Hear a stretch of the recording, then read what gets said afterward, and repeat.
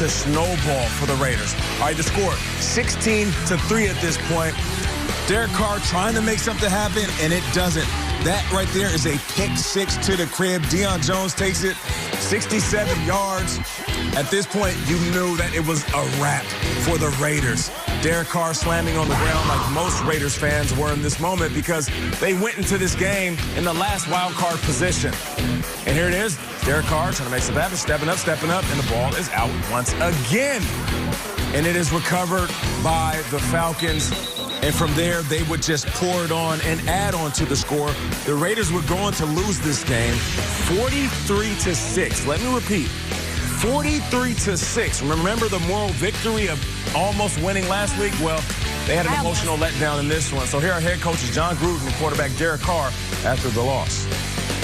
I'd like to say, apologize to the Raider Nation and really compliment the Falcons. They played a hell of a football game, and we did not. The turnovers, the penalties, inexcusable. It's a reflection of me. We're a lot better team than that. I haven't felt this way in a while, so it's a gut punch for sure.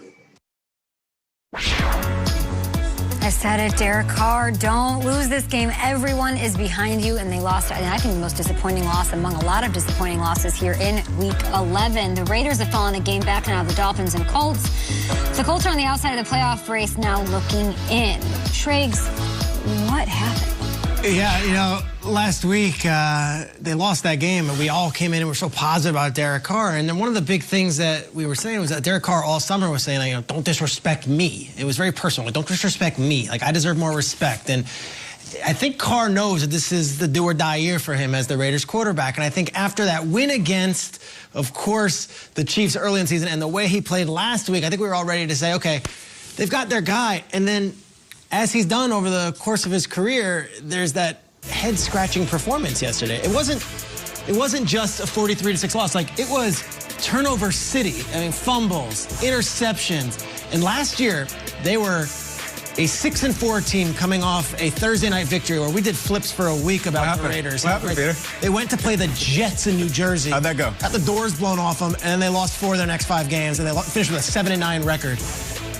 Here we go again? I mean, if fool me once, you know, it's like one of those deals. You know, don't get fooled again. I don't know. This was as disappointing a performance any team had this week. Derek Carr did not look like a starting quarterback in the NFL. He did not look like a Pro Bowler, and he certainly didn't look like the MVP candidate we were singing about yesterday before the game started. So I would just say this, Raiders, there is still time left in the season to turn this around, but the disappointment of that performance from both quarterback and team cannot be underestimated. Even Raiders fans who are so vocal online and so supportive of their quarterback, even they have to look and say, gosh, how does that happen? You know what it is?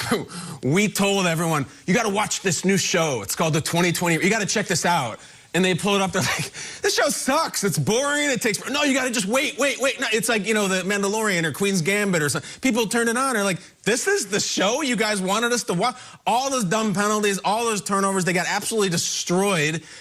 I said it last week, everyone, oh my God, you almost beat the Chiefs. Who cares? And you know what's funny? I mentioned this on the air. I got a message from a Raiders fan on Instagram after I had that little speech. Wanted a piece of you. Yeah, I'll read it. He said a week ago, real talk, bro, I want to take you to the ring. Me and you till I knock you out. All right, this guy sends me this. Because you're critical of the Because I was critical of saying, why'd you celebrate a loss? Till he knocks you out. He's yeah, and so I'm like, I'm out. And Nate's like, I got your back, let's go. And like I'm he's Jake Paul. Yeah, no, exactly. And then Nate's just asleep. How is Nate? All right, so no, hold on. I got a point here. So this happens. This is important. Let me finish. I get this message from the same guy. The same guy just a couple days later. He says, hey, Kyle, my bad, bro. I watched you on the show. I feel bad. I was just in my feelings. 2 hours later, hope you had a good Thanksgiving. 2 hours later, I seemed like the bad guy. 3 hours later, damn it, I feel bad now. Screw that, dude. I liked the first guy. You wanted to fight me. You went soft. I'm sorry. I didn't have a good thing. No. The hell with my Thanksgiving. No, I mean, the whole deal with the Raiders was you guys thought you were so tough and you just embarrassed yourself. And we talk all the time on the show about trust. Do we trust this team? How do you trust this team ever now? That was the worst loss of the season. The whole season by any team. We can't be in on the Raiders. I'm not watching this show. No, screw it. DVR it, let it pile up and delete them all. That guy hit me up, too. Yeah, you up guy? Same guy. He was like, I'm the guy I was talking about. I just want to let you know I'm not a bad dude. Oh, I was my like, gosh. I'm not getting in between the beef, you know what I'm saying? But, you know, it's funny because I was watching this game, and because I was apologetic for the Raiders last week, and I felt like, you know, that game, they were so close to beating the Chiefs again, that as I'm watching this game, I hear myself making these excuses for the Raiders. They'll bounce back. It's just a turnover. The defense will do something. The offense will get going. They got playmakers. And then right around halftime, I literally had to tell myself, like, why am I making excuses for the Raiders? This isn't about the Raiders. This is about the Falcons smacking up the Raiders. Okay. Let's just keep it real. We like to keep it real on this show. So as much as I can say, oh, the Raiders, you let one go, and this is a disappointing loss. No, the Falcons came in more motivated. You know, we were talking at halftime yesterday, and the coach was saying, well, you know, this is a very motivated team, and Gruden has to relay that message. I'm like, well, I guess they didn't get that message.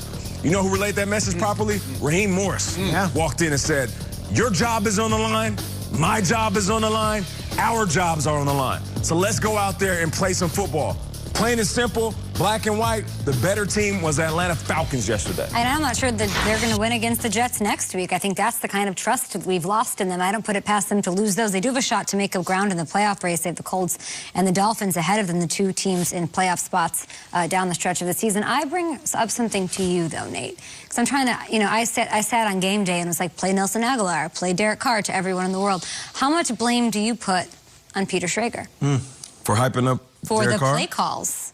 Oh. Little plays, bro. I forgot about that. How that. much blame do we put at our friends' feet? Peter, what'd you do? Remind the people. Look, Derek Carr's audio, okay, I appreciate the compliments and the Atlanta Falcons. Derek Carr's audibles were very loud on Sunday night, and on Wednesday on Cool Plays, bro, we kind of showed what they were doing as far as the audibles, yelling. You showed everything. Left-handed quarterback, basketball players, right? I don't know. I don't even know if they had a chance to even get into the audible because the Falcons were in their backfield. Triggs, it's the first thing I thought about. I was like, is this because of Peter Schrager? Hey, that's crazy. I didn't think about that, Trace. You know what? We got all week. I got to do a deeper dive on that. Hey, there's lefty hockey players. There's lefty tennis players. Maybe just change. Or it's just good football. Yeah. He didn't apologize to Raider Nation afterwards. Was he actually, like, subtweeting you? Like, talking about you? Do you think it was your fault? Should I apologize to Raider Nation? They should apologize to somebody. They should. They got much bigger problems than you, Peter. Another team that wants to apologize to their fan base, the Chargers! Let's get to another highlight here. Apologize Chargers, to Bills.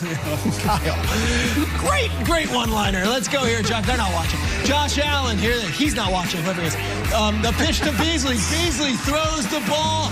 Touchdown. Whoa, awesome play there. Cole Beasley from Josh Allen, then he throws it. This game gets close at the end here, but before that, it's Josh Allen.